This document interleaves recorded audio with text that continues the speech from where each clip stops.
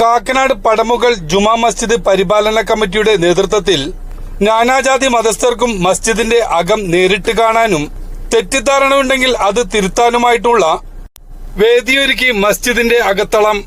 എപ്പോഴെങ്കിലും ബാങ്ക് കേൾക്കുമ്പോൾ മുസ്ലിങ്ങൾ എങ്ങനെയാണ് പ്രാർത്ഥിക്കുന്നതെന്ന്, പള്ളികളുടെ അകം എങ്ങനെയാണെന്നും അവിടെ എന്തെല്ലാമാണ് നടക്കുന്നതെന്നും ഇത്തരം തോന്നലുകൾ നിങ്ങളുടെ മനസ്സിലൂടെ പോയിട്ടുണ്ടെങ്കിൽ കാണാനും കേൾക്കാനും സംസാരിക്കാനുമായിട്ടാണ് വേദിയൊരുക്കിയത്.